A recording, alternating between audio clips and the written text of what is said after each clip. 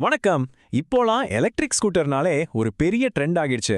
அதுலயும் குறிப்பா லைசென்ஸ் தேவையில்லாத லோ ஸ்பீட் ஈவி மார்க்கெட் இந்தியால ஒரு பெரிய புரட்சியே ஏற்படுத்திட்டு இருக்குன்னு சொல்லலாம். அத பத்தின முழுமையான இன்ட்ரெஸ்டிங்கான ஒரு அலசல் தான் இது.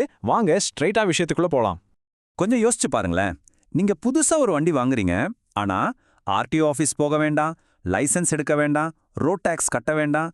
கேட்கவே செமையா இருக்குல்ல? இந்த காகித வேலைகள், தலைவலி எல்லாம் இல்லாம வண்டி ஓட்டுறது எப்படி சாத்தியம்? அதைத்தான் நாம இப்ப டீகோட் பண்ண போறோம். சரி, இன்னைக்கு நாம என்னென்ன பார்க்க போறோம்னு டக்குன்னு சொல்லிடுறேன். முதல்ல இந்த லைசென்ஸ் இல்லா ஈவி புரட்சினா என்ன, அடுத்து கொமாக்கி எம்ஜே ப்ரோவோட ஃபீச்சர்ஸ், மூணாவதா ஈவி பேட்டரியோட உண்மையான ஆயுட்காலம், அப்புறம் பிரேக் பண்றதுல இருக்கிற சயின்ஸ், கடைசியா எந்த ஒளிவு மறைவும் இல்லாத நிஜ கஸ்டமர் ரிவ்யூஸ். இதெல்லாம் தான் நாம கவர் பண்ண போறோம். முதல்ல இந்த லைசென்ஸ் தேவையில்லாத ஈவி புரட்சி, அதாவது இந்த ஆர்டிஓ பேப்பர் ஒர்க்ஸ் எல்லாம் எப்படி தவிர்க்கப்படுதுன்னு பார்ப்போம்.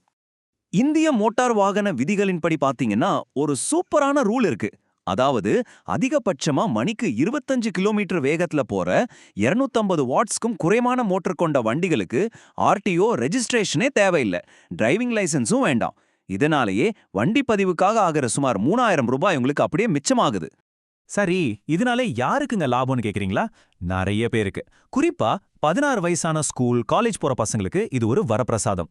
அதே போல நம்ம வீட்ல இருக்கிற பெரியவங்க, வயசானவங்க பாதுகாப்பா லோக்கல்ல போய் வர்றதுக்கும், தினமும் குறுகிய தூரம் ஆபீஸ் போறவங்களுக்கும் இது ரொம்பவே யூஸ்ஃபுல்லா இருக்கு. இரண்டாவது செக்மெண்ட், இந்த லோ ஸ்பீட் கேட்டகரியில ஒரு பெஸ்ட் எக்ஸாம்பிளா இருக்கிற கொமாக்கி எம்ஜி ப்ரோ ஸ்கூட்டரை பத்தி பார்ப்போம். இப்போ இந்த டேட்டாவை கவனிங்க. இதுல ஒரு இன்ட்ரெஸ்டிங்கான விஷயம் இருக்கு. பேட்டரியோட அளவு, நமக்கு கிடைக்கிற ரேஞ்ச், அப்புறம் அதோட விலை, இது மூணுத்துக்கும் இருக்கிற நேரடி கனெக்ஷனை நீங்க தெளிவா பார்க்கலாம். உங்களோட தினசரி தேவைக்கு ஏத்த மாதிரி 70 கிலோமீட்டர் ரேஞ்ச் தர 53,999 ரூபா மாடல் ஆரம்பிச்சு 150 கிலோமீட்டர் ரேஞ்ச் தர 75,000 ரூபா மாடல் வரைக்கும் நீங்க கச்சிதமா செலக்ட் பண்ணிக்கலாம்.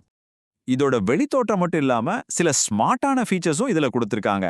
வண்டியை யாரும் திருட முடியாதபடி ஆன்டி தெஃப்ட் லாக், முன்பக்க டிஸ்க் பிரேக், பார்க்கிங் அசிஸ்ட், அப்புறம் ஸ்பீடா சார்ஜ் ஆகிற 4 to 5 hour ஃபாஸ்ட் சார்ஜிங்னு எக்கச்சக்கமான வசதிகள் இருக்கு. மூணாவது பகுதிக்கு வந்தாச்சு. ஈவி பேட்டரியோட ஆயுட்காலம், அதாவது அதன் வேதியியல் மற்றும் அதை எப்படி பராமரிக்கிறதுன்னு தெரிஞ்சுக்கலாம். இது ரொம்ப ரொம்ப முக்கியமான பாயிண்ட். சாதாரணமா மார்க்கெட்ல இருக்கிற லித்தியம் அயன் பேட்டரி பாத்தீங்கன்னா ஒரு 800லேருந்து 1000 சார்ஜ் சைக்கிள்ஸ் வரைக்கும் உழைக்கும். ஆனா இந்த கொமாக்கியில யூஸ் பண்ற லைஃப் இப்போ 4 பேட்டரிகள் கிட்டத்தட்ட 2500லேருந்து 3000 சைக்கிள்ஸ் வரைக்கும் லைஃப் கொடுக்கும். அதோட நம்ம ஊரை 45 டிகிரி கொளுத்தும் வெயிலுக்கு இது தீப்பிடிக்காத வகையில ரொம்ப பாதுகாப்பாவும் டிசைன் பண்ணியிருக்காங்க. இந்த 3000 சைக்கிள்ஸ்னா என்னன்னு சிம்பிளா நம்ம நிஜ வாழ்க்கையோட ஒப்பிட்டு பார்ப்போம். நீங்க தினமும் டெல்லியிலிருந்து குர்கானுக்கு, அதாவது ஒரு 35-40 கிலோமீட்டர் தூரம் பல வருஷத்துக்கு தொடர்ந்து டிராவல் பண்றதுக்கு இது சமம். ஒரு தடவை வண்டியை வாங்கிட்டா பேட்டரியை மாத்திர கவலையே பல வருஷத்துக்கு இல்லைன்னு அர்த்தம். டெக்னாலஜி என்னதான் அட்வான்ஸ்டா இருந்தாலும் நாம அதை எப்படி மெயின்டைன் பண்றோங்கிறதுல தான் விஷயமே இருக்கு. ஒரு 4 சிம்பிள் டிப்ஸ் சொல்றேன், குறிச்சு வச்சுக்கோங்க.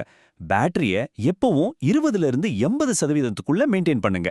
வண்டியை ஓட்டிட்டு வந்தோடனே சார்ஜ் போடாதீங்க. ஒரு 20 நிமிஷம் பேட்டரி ஆறட்டும்.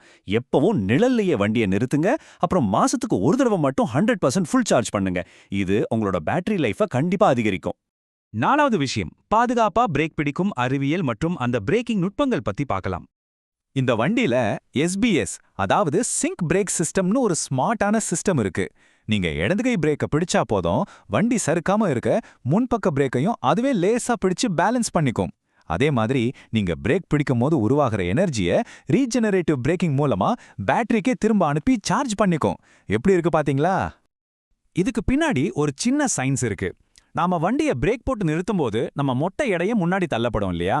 அதனால வண்டியை நிறுத்துறதுக்கான 70% பவர் நம்மளோட முன்பக்க பிரேக், அதாவது வலது கை பிரேக்ல இருந்து தான் வருது.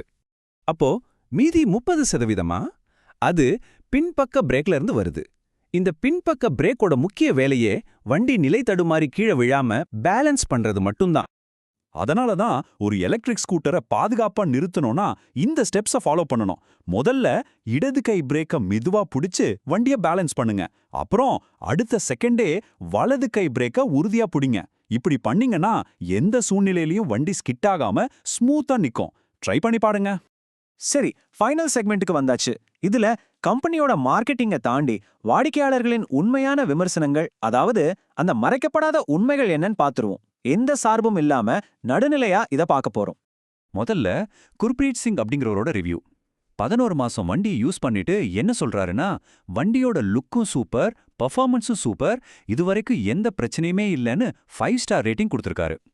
ஃபேமிலியா சிட்டியில யூஸ் பண்றவங்களுக்கு இந்த வண்டி ரொம்பவே சௌகரியமா இருக்குங்கிறதுக்கு இது ஒரு நல்ல உதாரணம். ஆனா காயினுக்கு எப்பவும் 2 பக்கம் இருக்குல்ல. ஆன்லைன்ல வண்டியை புக் பண்ண ஒரு கஸ்டமர் ரொம்ப அதிருப்தியோட ஒரு ரிவ்யூ போட்டிருக்காரு. வண்டி ஆர்டர் பண்ணி பல நாள் ஆச்சு, இன்னும் டெலிவரி ஆகல, கஸ்டமர் கேர்ல சரியாவே ரெஸ்பான்ஸ் பண்ண மாட்டேங்கிறாங்கன்னு சொல்லியிருக்காரு. சேல்ஸ்க்கு அப்புறம் தர கஸ்டமர் சர்வீஸ்ல இவங்களுக்கு இன்னும் நிறைய தாமதங்களும் பிரச்சனைகளும் இருக்கு அப்படிங்கிறது இது ரொம்ப வெளிப்படையா காட்டுது. அதே மாதிரி வசந்த்குமார் அப்படிங்கிற இன்னொரு கஸ்டமர், எனக்கு ஒரு முறை சார்ஜ் பண்ணா வெறும் 52லிருந்து 55 கிலோமீட்டர் தான் மைலேஜ் கிடைக்குது, அதோட முன்பக்க டயர் ரொம்ப டைட்டா இருக்குன்னு மெக்கானிக்கல் கம்ப்ளைண்ட் பண்ணி வண்டியை டீலர்கிட்டே விட்டுருக்காரு. ஸோ கம்பெனி சொல்ற மைலேஜுக்கும் நிஜத்துக்கும் சில வித்தியாசங்கள் இருக்கிறத நாம கண்டிப்பா நோட் பண்ணணும். இப்போ விஷயத்துக்கு வருவோம். லைசென்ஸ் தேவையில்ல, ஆர்டிஓ ரெஜிஸ்ட்ரேஷன் வேண்டாம், சூப்பரான பேட்டரி டெக்னாலஜி, இதெல்லாம் எவ்வளோ பெரிய நன்மைகளோ அதே அளவுக்கு சேல்ஸுக்கு அப்புறம் கிடைக்கிற சர்வீஸ் குறைபாடுகளையும் வாடிக்கையாளர்கள் மனசுல வச்சுக்கணும். வண்டி வாங்குறதுக்கு முன்னாடி இது ரெண்டையும் நீங்க கண்டிப்பா பேலன்ஸ் பண்ணி பார்க்கணும். இந்த அலசலோட முடிவுல நான் உங்ககிட்ட கேட்க விரும்புற கேள்வி இதுதான்.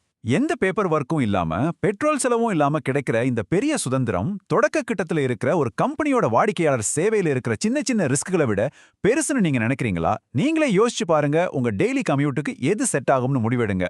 மீண்டும் இதே மாதிரி ஒரு சூப்பரான கண்டென்ட்டோட உங்களை சந்திக்கிறேன்.